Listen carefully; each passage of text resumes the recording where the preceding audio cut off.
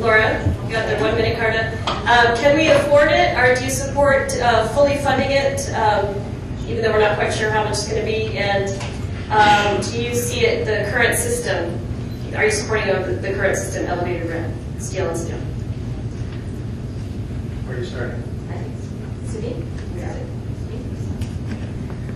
Well, I can tell you I don't necessarily like steel and steel, but the people of the city and county of Honolulu have spoken on steel and steel. I do not believe that we are going to be able to afford it. I do not believe the legislature is going to increase the GET or extend the GET on the tail end. I also think that there is a major question now on the EIS.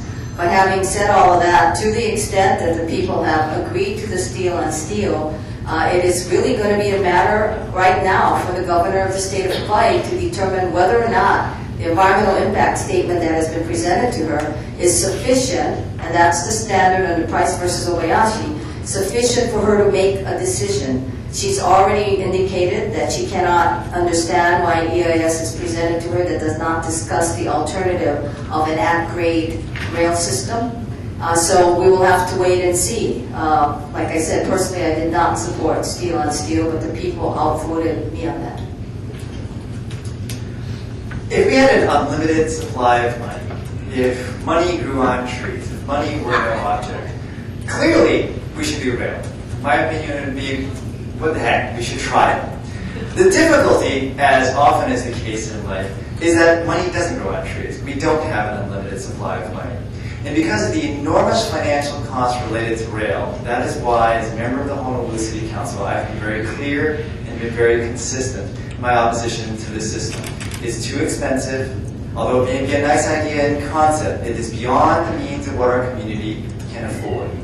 Now, in the process moving forward, I am confident of the review that the governor is going to have of the final environmental impact statement, as well as what the Federal Transit Administration is going to do with the city's handling of this project. I think the city, there's a lot that the administration has at fault. They have not been as clear and open and transparent as I think that they should be, and that the people of Hawaii deserve.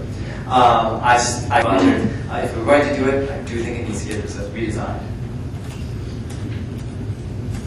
I'm not sure whether that was a yes or a no, but let me take it from here. I support it. No. It was a clear no. Okay, I just want to make sure that we're all on record on this, because we've got a campaign in front of us and we need to know what we all think. Let me start with this observation. I have believed for 30 years that Honolulu needs mass transit, some form of mass transit. I cannot imagine Honolulu, this city, in 50 years without it. With apologies to those who think differently, I just don't think that any system that is focused still on the use of cars or buses or anything like that is going to work over time. I think you've got to get into fixed location, high capacity, high movement kinds of transportation in order for us to have a city that's halfway manageable over the next 50, 100 years. And so I agree with mass transit in principle. I don't agree with the other direction in principle.